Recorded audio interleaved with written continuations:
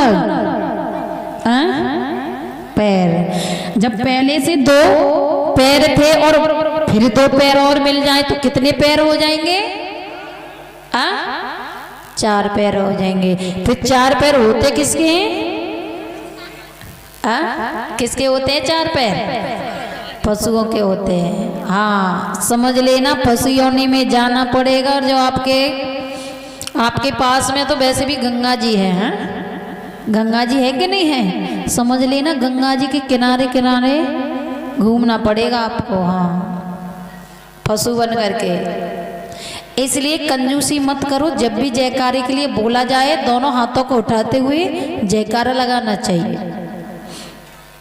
बहुत सुंदर योनि मिली है आपको। किसकी? मनुष्य योनि। सबसे श्रेष्ठ योनि है ये मनुष्य की।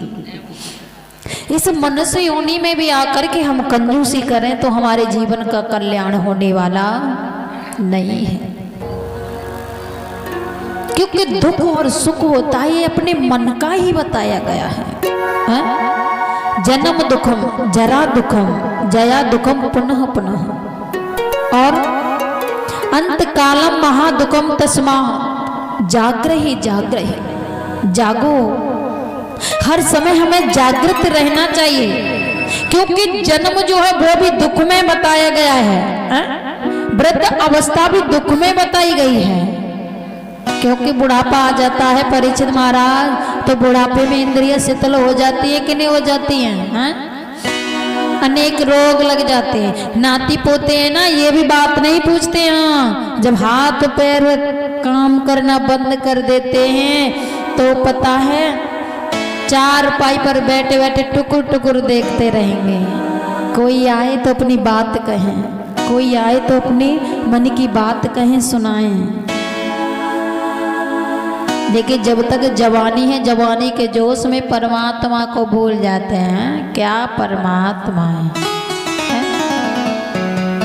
नहीं, परमात्मा के बिना तो कभी कल्याण नहीं होगा। याद करो नरसिंह मीरा आदि को, जो 5 वर्ष की अवस्था में परमात्मा की गोदी को किसने प्राप्त किया था? यज्ञपति महाराज। 5 वर्ष की अवस्था में किसने परमात्मा की गोदी को प्राप्त किया था? नहीं पता है। प्रहलाद ने और ध्रुव ने। किसने किया? जो भक्त प्रहलाद थे। 5 वर्ष की अवस्था में परमात्मा की गोदी को प्राप्त कर लिया था। लेकिन परमात्मा की गोदी को प्राप्त किया था तो कैसे किया था? क्योंकि वो भी शिक्षा माता पिता ने ही दी थी। क्योंकि प्रथम गुरु कौन होते हैं? प्रथम गुरु माता पिता ही बताए गए। मनुष्य का सच्चा धर्म क्या है? धर्मः मित्रस्य सकाह। देखिए, मनुष्य का सच्चा धर्म जो है, सच्चा मित्र जो है, वो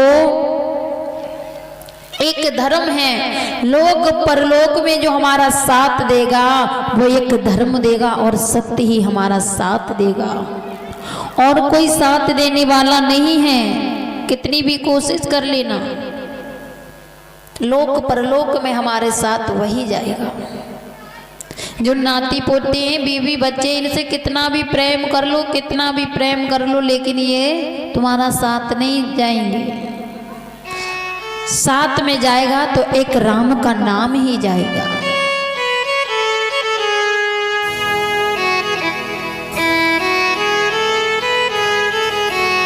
क्योंकि कथा भागवत से हमें यही प्राप्त होता। ये नहीं कि कथा करा रहे हैं और कथा में हर समय वही नाच कूद होता रहे, झांकी निकाले, कभी कुछ कभी कुछ कभी कुछ। तो ये कथा का सार तत्व नहीं बताया गया है।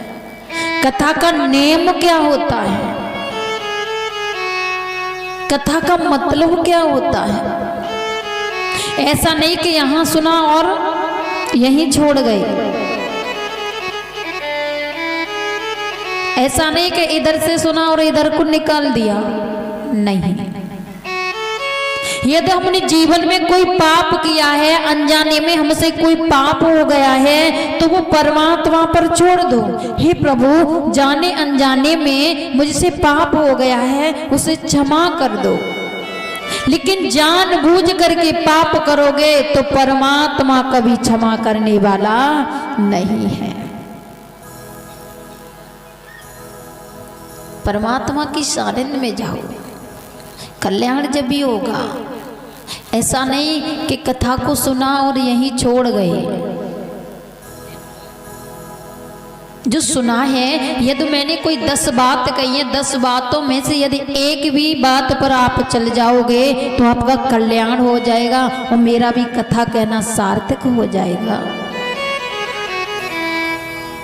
क्योंकि ऐसे ही एक सुहणकार था। कौन था? सुहणकार मतलब एक सुनार था। जो सुनार था उसने 2 मूर्ति बनाई थी। क्या बनाई थी? उस सुनार ने सोने की 2 मूर्ति बनाई थी। जो 2 मूर्ति बनाई थी वो मूर्ति विश्वामित्र जी की थी। किसकी थी? विश्वामित्र की थी। जब वो दोनों मूर्ति बनाई, उन दोनों मूर्तियों में तनक भी डिफरेंस नहीं था।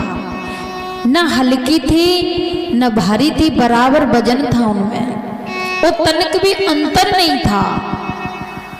एक रत्ती न हल्की न एक रत्ती भारी थी। वो दोनों मूर्ति बराबर थी। लेकिन एक मूर्ति 100 रुपए की थी और एक मूर्ति लाख रुपए की थी। लेकिन विश्वामित्र की जो मूर्ति थी उनमें तनक भी डिफरेंस नहीं था, तनक भी अंतर नहीं था।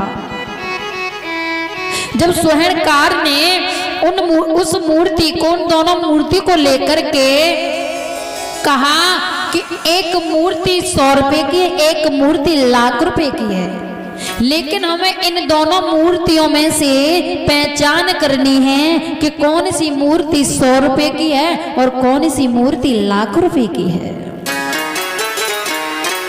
एक ग्राम में चल करके आए। जब ग्राम में चल करके आए तो भीड़ इकट्ठी हो गई।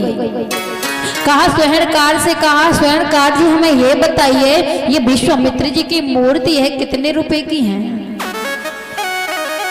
सुहणकार ने कहा एक मूर्ति 100 रुपए की है और एक मूर्ति लाख रुपए की है।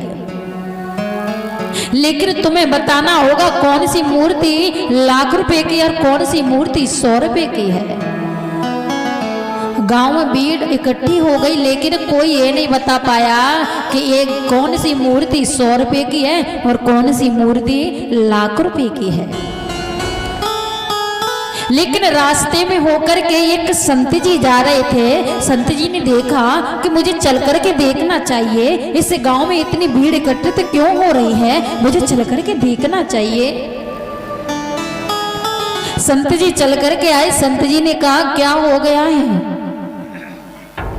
तो कुछ लोगों ने कहा कि कुछ नहीं हुआ, ये जो सुहणकार हैं ये मूर्ति लेकर के आए हैं और बता रहे हैं कि एक मूर्ति 100 रुपए की, एक मूर्ति लाख रुपए की है। लेकिन दोनों मूर्तियों में तनक भी डिफरेंस नहीं है, तनक भी अंतर नहीं है। न एक रत्ती हल्की न एक रत्ती भारी है। लेकिन एक 100 रुपए की है और एक लाख रुपए की है।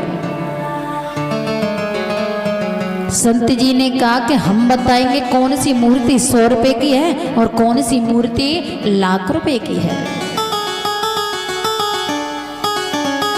जैसे ही कहा मेरे पास लेकर के आओ। संत जी ने उन दोनों मूर्तियों को मंगाया। दोनों मूर्तियों को मंगा करके संत जी ने कहा एक सूतली लेकर के आओ। जब सूतली लेकर के आए तो संत जी ने क्या किया, जो विश्वामित्र जी थे